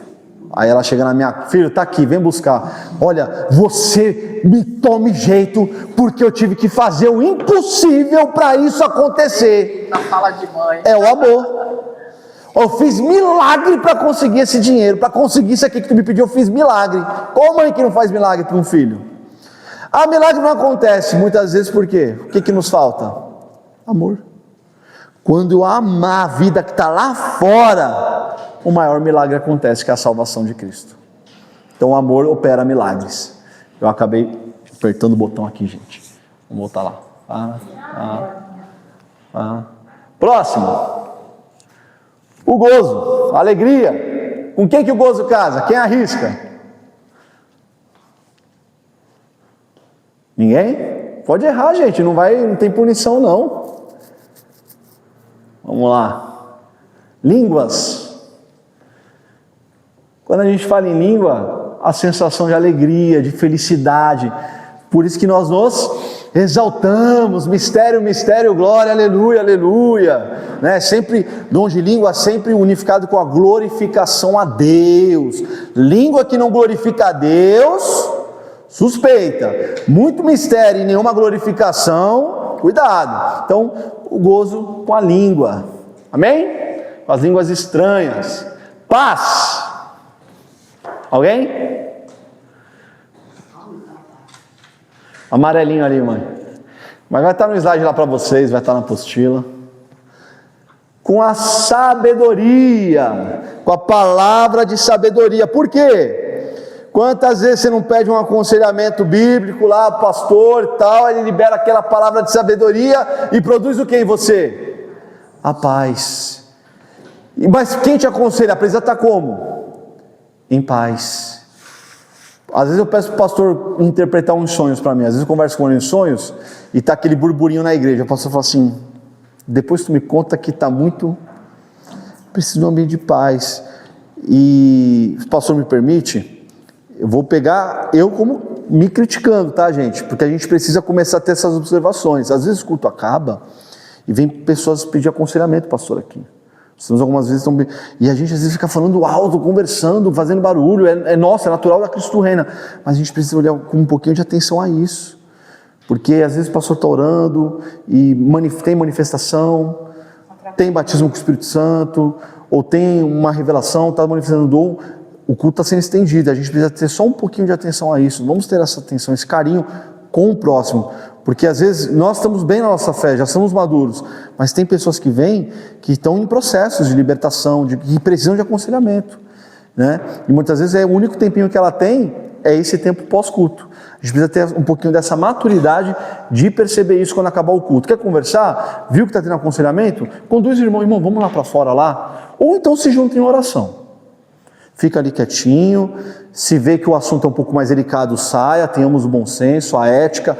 Opa, é um assunto que é delicado ali, pessoal, vamos sair do templo, orienta os irmãos, nós temos obreiros aqui, diáconos, missionários aqui que estão participando, então é importante a gente ter essa maturidade em nome de Jesus, amém? Então, paz ligada à sabedoria, é o fruto. Longanimidade, com a palavra de conhecimento. Por quê? Porque se você toma a atitude precipitada, muitas vezes você pode errar. Pedro, ele foi duro com Ananias por direção do Espírito Santo, mas ele foi longânimo com quem? Com quem que Pedro foi longânimo? Com a Safira, com a mulher do Ananias. Foi isso mesmo que o teu marido, que vocês pegaram na propriedade da casa? Olha o Pedro sendo longânimo. Ele recebeu a palavra de conhecimento, mas ele foi longânimo. Não, peraí.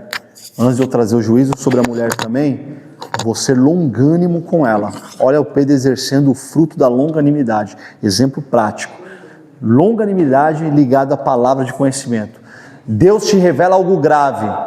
Vou jogar bomba nos bastidores, vou jogar sujeira no ventilador. Não, longânimo. Se Deus te deu a revelação, o conhecimento, peça direção a Deus, longânimo. Espere a palavra de sabedoria. Vem uma palavra de conhecimento, espere agora a manifestação do quê? A palavra de sabedoria. Não está vindo para você? Conversa com a liderança da igreja e a palavra de sabedoria vai se manifestar no corpo de Cristo. Amém?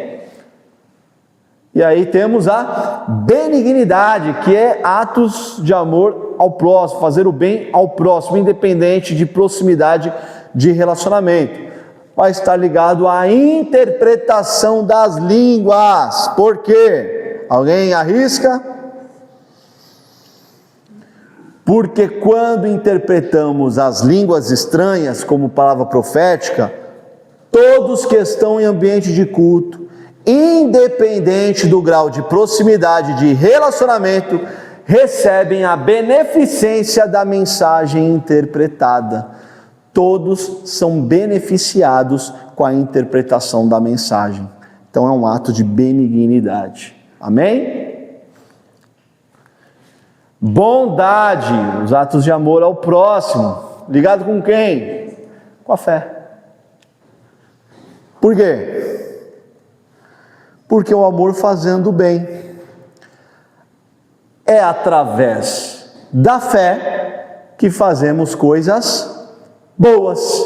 E a fé sem obras é o quê? É morta. Então o fruto da fé, o fruto da bondade, ele é ligado com o milagre da fé.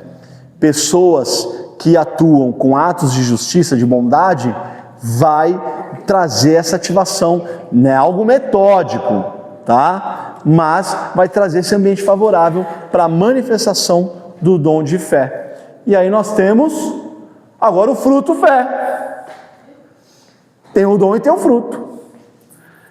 E esse fruto vai equilibrar quem?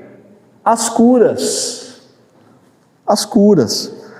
Porque a fé do coração executa boas obras. As curas vão confirmar o fruto da fé no teu coração. E tanto o fruto fé está conectado com o dom fé, que é conectado também à bondade e curas. Esses quatro se conectam, se complementam, porque a fé sem obras, ela é morta. Amém? Está acabando? Mansidão.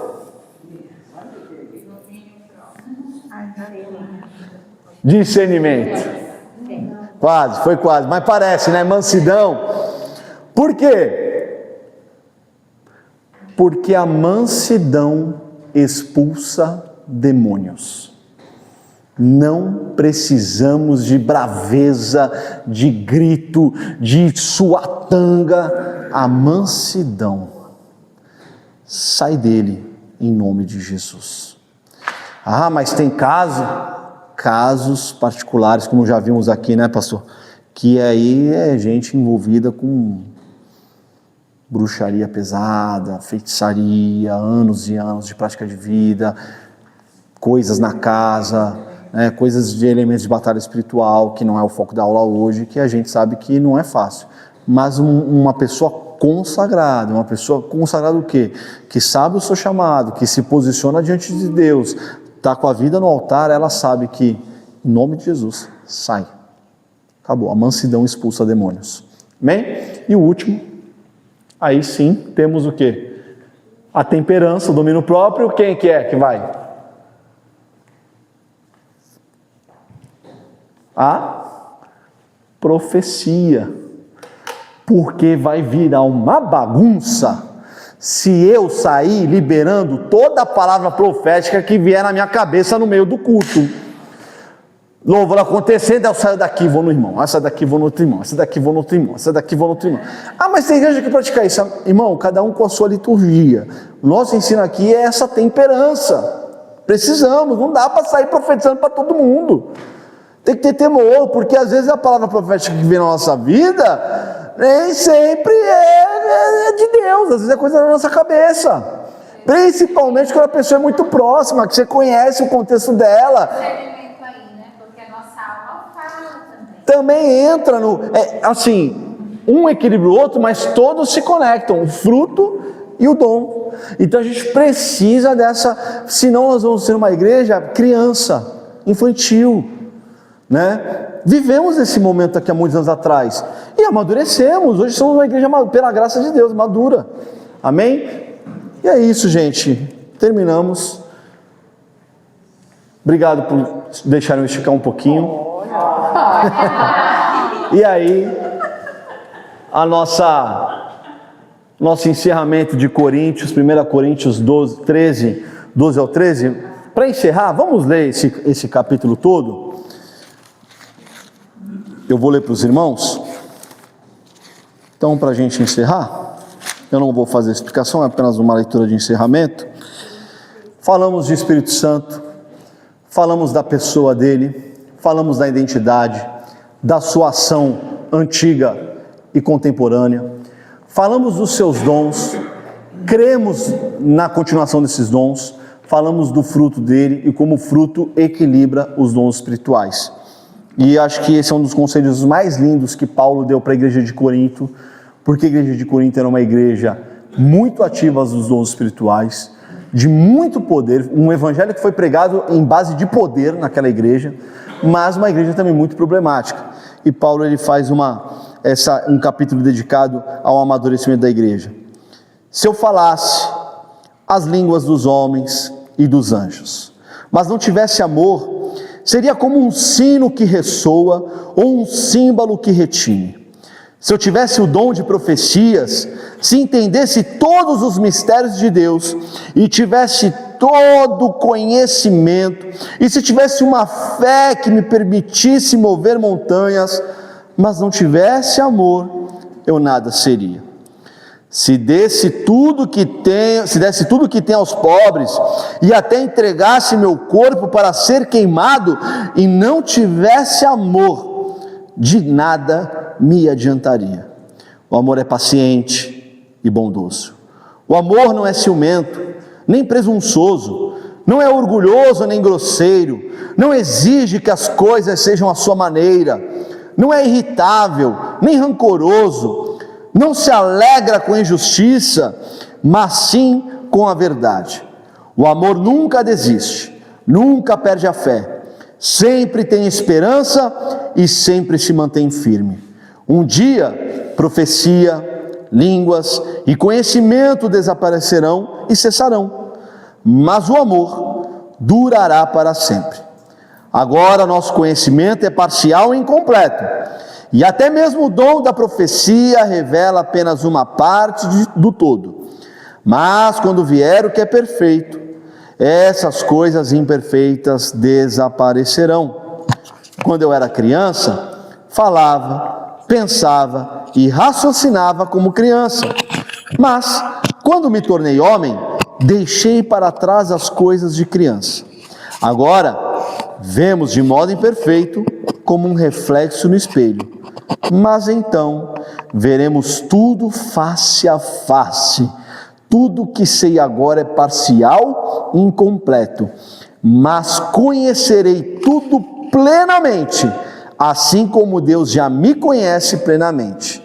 3 coisas, na verdade, permanecerão: a fé, a esperança e o amor. E a maior delas é o amor. Amém? Glória a Deus. Aleluia. Pode encerrar aqui para a gente? Aleluia, gente. Glória a Deus.